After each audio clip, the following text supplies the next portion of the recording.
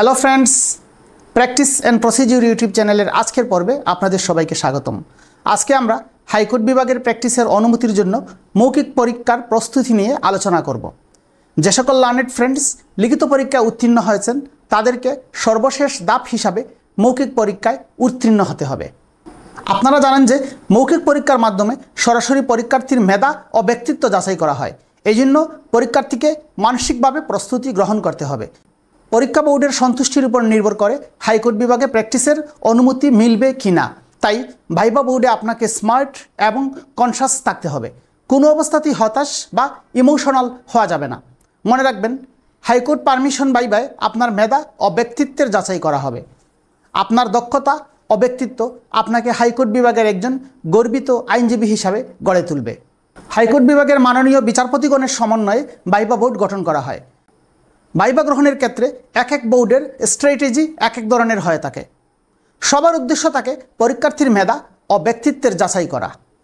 Viva পরীক্ষার্থীদের মধ্যে যারা আইনের উপর অনার্স সহ মাস্টার্স সম্পূর্ণ করেছেন তাদের ক্ষেত্রে ভাইবা বোর্ডের প্রশ্নের ধরন অন্যান্যদের তুলনায় একটু ভিন্নতর হয়ে থাকে। ভাইবা বোর্ড স্বাভাবিকভাবেই তাদের কাছ থেকে ভিন্নতর কিছু আশা করে, আর এই জন্য প্রশ্নের লেভেলটাও অন্যান্যদের তুলনায় একটু ডিফারেন্ট হয়। যারা অনার্স সহ মাস্টার্স সম্পূর্ণ করেছেন তাদেরকে সাধারণ আইনের পাশাপাশি অবশ্যই আন্তর্জাতিক আইন, বিভিন্ন আন্তর্জাতিক চুক্তি, সংবিধান ইত্যাদির উপর ভালোভাবে প্রস্তুতি নিতে হবে। সো গাইজ, আর কথা না বাড়িয়ে আমাদের মূল আলোচনা শুরু করব। আরেকটি কথা, আমাদের ভিডিওটি যদি ভালো লাগে অবশ্যই লাইক, কমেন্টস এবং শেয়ার করতে ভুলবেন না। So guys, here I go. Viva বোর্ডে প্রবেশের সাথে সাথেই আপনাকে সর্বপ্রথম যে প্রশ্নটি করা হবে সেটা হচ্ছে আপনার নাম কি, আপনি কোন জেলা হতে এসেছেন, আপনার জেলা বারের নাম কি, আপনার সিনিয়রের নাম কি। যখন সিনিয়রের নাম কি জিজ্ঞেস করা হবে তখন সিনিয়রের নাম বলতে অবশ্যই সিনিয়রের নামের পূর্বে সিনিয়র অ্যাডভোকেট শব্দটি যোগ করবেন। সিনিয়র অ্যাডভোকেট বলে আপনার সিনিয়রের নাম বলবেন। পরিচয় পর্বের শেষে ভাইবা বোর্ডে উপস্থিত সম্মানিত বিচারপতিগণ আপনাকে বিভিন্ন দিক হতে প্রশ্ন করবেন।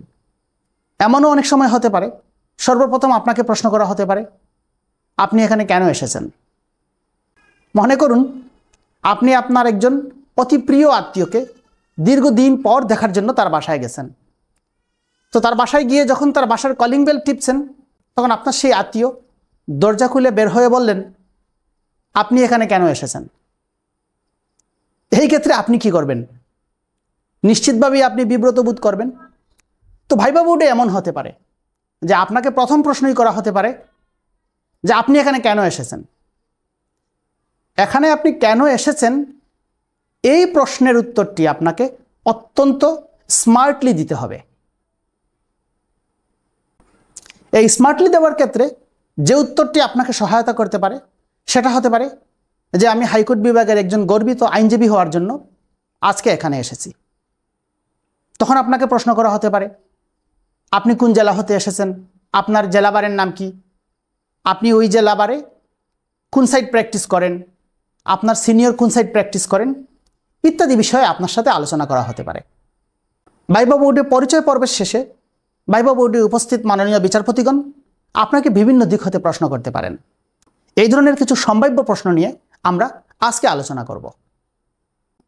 যেমন একটি প্রশ্ন হতে পারে, আপনি ডেইলি কজ লিস্ট বলতে কি বুঝেন। কজ লিস্টের বাংলা হচ্ছে কার্যতালিকা। হাইকোর্ট বিভাগে প্রতি কার্য দিবসে একটি কজ লিস্ট প্রকাশিত হয়।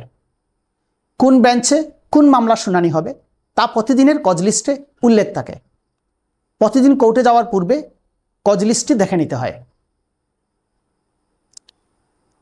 লওয়াজিমা কোর্ট বলতে কি বুঝেন। হাইকোর্ট বিভাগের রেজিস্ট্রারের কোর্টকে লওয়াজিমা কোর্ট বলা হয়। হাইকোর্ট রুলস রেজিস্ট্রার মহোদয়কে যে সকল ক্ষমতা দেওয়া হয়েছে উক্ত ক্ষমতা প্রয়োগের জন্য রেজিস্ট্রার মহোদয়ের কোর্টকে লওয়াজিমা কোর্ট বলে। কিছু সিভিল ম্যাটার্স যেমন কোর্ট ফি, রিকুইজিট সহ শুনানির জন্য রেডি মামলা ইত্যাদি বিষয় লওয়াজিমা কোর্টের এখতিয়ারাধীন। সুট এবং ম্যাটারের মধ্যে পার্থক্য কী? সুট দেওয়ানি মামলার ক্ষেত্রে ব্যবহৃত হয়, অপরদিকে ম্যাটার শব্দটি কোম্পানি মামলার ক্ষেত্রে ব্যবহৃত হয়, যেমন civil sweet, company matter, criminal proceedings ইত্যাদি। রেফারেন্স অ্যাপ্লিকেশন বলতে কি বুঝেন? রেফারেন্স অ্যাপ্লিকেশন হলো হাইকোর্ট ডিভিশনের রেফারেন্স জুরিসডিকশনের অধীন। এটাকে হাইকোর্ট বিভাগের স্পেশাল অরিজিনাল জুরিসডিকশন বলা হয়। যেমন দেওয়ানি কার্যবিধি আইন 1908 এর 113 ধারায় হাইকোর্ট বিভাগে রেফারেন্সের এখতিয়ারের কথা বলা হয়েছে। স্ট্যান্ড ওভার বলতে কি বুঝেন? স্ট্যান্ড ওভার বলতে বোঝায় মুলতবি থাকা বা স্থগিত থাকা। মোশন শুনানির দিন যদি কোনো মোশন শুনানি বাকি থাকে তাহলে তা পরবর্তী দিন শুনানির জন্য রাখা হয়, এটাকে বলা হয় স্ট্যান্ড ওভার। মোশন বলতে কি বুঝেন? হাইকোর্ট বিভাগের একটি দরখাস্ত দাখিলের পর শুনানির জন্য আদালতের কাছে যে অনুমতি প্রার্থনা করা হয় তাকেই মোশন বলে। হাইকোর্টের সব বেঞ্চ প্রতিদিন নতুন মামলা গ্রহণ করেন না। যেদিন নতুন মামলা গ্রহণ করেন সেদিনকে মোশন ডে বলা হয়। আমরা বোঝার সুবিধার্থে হাইকোর্ট বিভাগের দরখাস্তকে দুই প্রকারে ভাগ করে আলোচনা করতে পারি, যেমন মোশন ম্যাটার্স এবং নন মোশন ম্যাটার্স। সাধারণত সপ্তাহের প্রথম দিন এবং তার পরের দিন হলো মোশন ডে। আবার কোর্ট যখন ভ্যাকেশনে যান তখন লাস্ট ওয়ার্কিং ডে হলো মোশন ডে। সিভিল আপিল এবং ক্রিমিনাল আপিল হলো নন মোশন ম্যাটার্স। রুল জারি বলতে কি বুঝেন?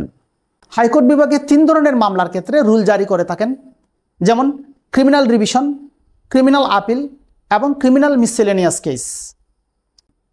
এই 3 ধরনের মামলার ক্ষেত্রে আদালত যখন কোনো প্রতিষ্ঠান বা ব্যক্তির কাছে ব্যাখ্যা চান তখন তাকে রুল জারি বলে। নোটিশ প্রাপ্ত হয়ে অপরপক্ষ যখন আদালতে হাজির হয়ে ব্যাখ্যা অসম্পূরক ব্যাখ্যা দেয় তখন সেটাকে রুল শুনানি বলে। রুল নিশি কি বা রুল নিশি বলতে কি বুঝেন? রুল নিশি হচ্ছে আদালতের একটি অস্থায়ী আদেশ। কোনো নির্দিষ্ট শর্ত পূরণ হওয়া সাপেক্ষে আদালতের কোনো আদেশ বলবৎ থাকাকেই রুল নিশি বলে। নন প্রসিকিউশন বলতে কি বুঝেন? যখন আদালতে কোনো ক্রিমিনাল আপিল, রিভিশন, রিট আর চালিয়ে নিতে চাচ্ছেন না বা শুনানি করতে চাচ্ছেন না, তা উঠায় নিতে চাচ্ছেন, তখন তাকে নন প্রসিকিউশন বলে। যেমন আপনার আসামি আপিল চলমান থাকা অবস্থায় জেলে তার সাজার মেয়াদ সম্পূর্ণ করে ফেলেছে, তখন আপিল প্রত্যাহার করা হলে তাকে নন প্রসিকিউশন বলে। স্টে বলতে কি বুঝেন? স্টে হচ্ছে আদালতের পরবর্তী নির্দেশ না দেওয়া পর্যন্ত কোনো কাজ অথবা কোনো কাজের ফলাফল বা কার্যকারিতা স্থগিত থাকবে। ডিরেকশন বলতে কি বুঝেন? ডিরেকশন হলো আদালতের এমন একটি আদেশ যাতে কাউকে কোনো কাজ সঠিকভাবে করার জন্য বলা হয়। এই আদেশটি অন্তর্বর্তীকালীন বা স্থায়ী আদেশও হতে পারে।